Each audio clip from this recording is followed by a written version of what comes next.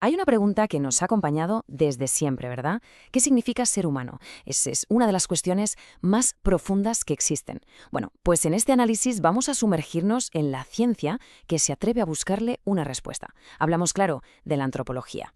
Y para empezar, tomamos como referencia esta cita, que es una pregunta que ha resonado durante siglos, una que nos hace detenernos a pensar, ¿qué es el ser humano? ¿Qué lugar ocupa? Fijaos, esta pregunta no es solo un texto antiguo, es en realidad el motor de todo nuestro viaje de hoy. Vale, para intentar dar respuesta a esa pregunta tan enorme, este va a ser nuestro recorrido. Primero, la pregunta eterna. Después, la ciencia del ser humano que intenta responderla. Nos meteremos con dos conceptos clave, cultura y sociedad. Veremos las distintas disciplinas que hay y al final intentaremos entender el mundo juntando todas esas piezas. Así que vamos a ello. Empezamos por el principio, esa pregunta eterna. Porque, a ver, antes de lanzarse a buscar respuestas, hay que pararse a pensar en la propia pregunta. Esto de qué es el ser humano va mucho más allá de la filosofía. Es esa curiosidad innata que todos tenemos, esa necesidad de entender de dónde venimos, por qué hacemos lo que hacemos, y es precisamente esa curiosidad la que encendió la mecha de la antropología. Y claro, una pregunta de este calibre no se puede responder solo con reflexiones.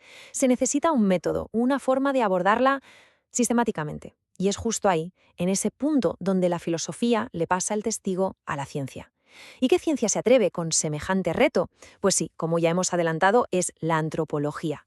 Entonces, ¿qué es la antropología? Pues en el fondo es la ciencia que estudia al ser humano, su cultura y su sociedad desde un montón de perspectivas. Es como si la humanidad se pusiera a sí misma bajo el microscopio, intentando ser lo más objetiva posible.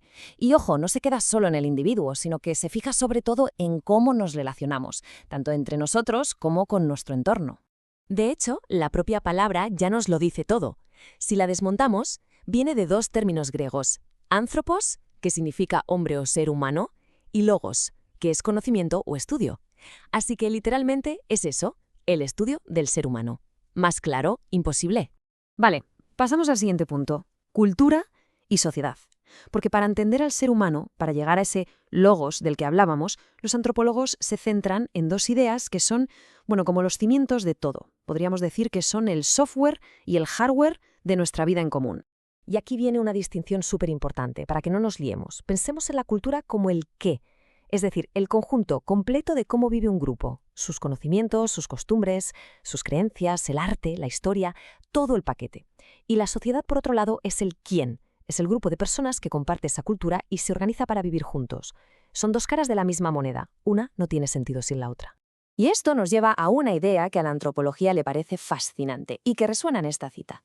La idea de que, a pesar de tener un origen común, de venir de una sangre, hemos sido capaces de crear un mosaico increíblemente diverso de culturas y sociedades por todo el mundo. Es una paradoja alucinante, ¿verdad? La unidad en el origen y la diversidad en la expresión. Muy bien, avanzamos. Sección 4. Un espectro de disciplinas. Porque claro, la experiencia humana es tan increíblemente compleja que es imposible estudiarla con una sola herramienta.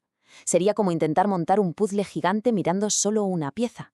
Por eso, la antropología se ramifica en distintas especialidades, cada una, digamos, con su propia lupa para enfocar una parte concreta de lo que significa ser humano. La primera de estas ramas es la antropología biológica o física. Esta va, por así decirlo, a lo más tangible, a nuestro cuerpo, al hardware, a la máquina biológica que somos. Aquí las preguntas son del tipo: ¿cuál es nuestra historia evolutiva? ¿Porque tenemos dos piernas y no cuatro? ¿Cómo es posible que el cuerpo humano se haya adaptado para sobrevivir en el frío extremo del Ártico y también en el calor abrasador del desierto? Estudia, en fin, toda esa parte física, desde la evolución hasta cómo nos afecta el entorno. En el fondo, esta rama no deja de asombrarse ante la increíble complejidad de nuestra biología. Es un sentimiento que, curiosamente, ya encontramos en textos antiguos como este Salmo, que habla de lo formidable y maravilloso de nuestra propia creación física.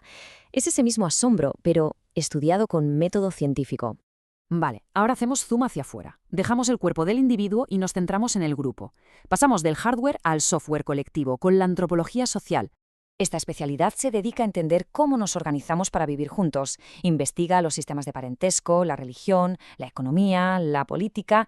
En definitiva, analiza esa arquitectura invisible que sostiene nuestras sociedades.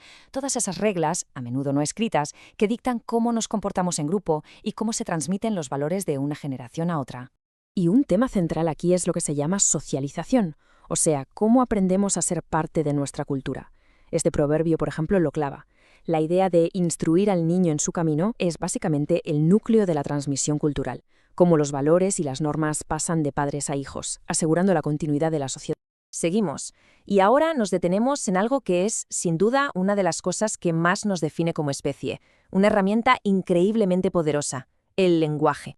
La antropología lingüística no se limita a estudiar la gramática, va mucho más allá. Explora la relación profunda entre el lenguaje y la cultura. Investiga cómo las palabras que usamos no solo describen la realidad, sino que, en cierto modo, la moldean. El ejemplo clásico es cómo cambia la percepción del invierno para una cultura que tiene 20 palabras distintas para la nieve, en comparación con una que solo tiene una. Y, por supuesto, también se pregunta por el origen y la evolución de las lenguas. Cómo hemos pasado de lo que sea que hubiera al principio, a los miles de idiomas que se hablan hoy en el mundo. Esta idea que vemos en la cita, la de una sola lengua en el origen, funciona como un punto de partida conceptual perfecto para explorar esa asombrosa explosión de diversidad lingüística. Pero esperad, que hay más. El espectro es aún más amplio. Tenemos la antropología histórica, que se sumerge en el pasado para entender el presente, la económica, que analiza cómo producimos y distribuimos los recursos, y la política, que investiga las formas de poder y gobierno. Como se ve en la tabla, cada una de estas ramas es una pieza más, absolutamente indispensable para completar el gran puzzle de la experiencia humana. Vale, hemos visto un montón de piezas, la biología, la sociedad, el lenguaje, la historia. Entonces, ¿qué sacamos en claro de todo esto? ¿Cuál es la idea principal? Pues aquí está la clave de todo. El verdadero poder de la antropología no está en ninguna de sus ramas por separado, sino en su capacidad para juntarlas todas. Es un enfoque multidisciplinar. Para empezar a comprender la increíble complejidad del ser humano, es imprescindible mirar a la vez nuestro cuerpo, nuestra cultura, nuestro lenguaje y nuestro pasado. Si no, solo tendremos una visión parcial, una foto incompleta. Y todo esto nos deja con una última reflexión. Si la antropología es, como hemos visto, la ciencia que nos estudia a nosotros mismos y nosotros, como especie y como sociedad, estamos en constante cambio, la pregunta es inevitable. ¿Qué facetas de la humanidad nos quedan aún por explorar? Porque el estudio de lo que significa ser humano es, en realidad, un libro que nunca tendrá un punto y final.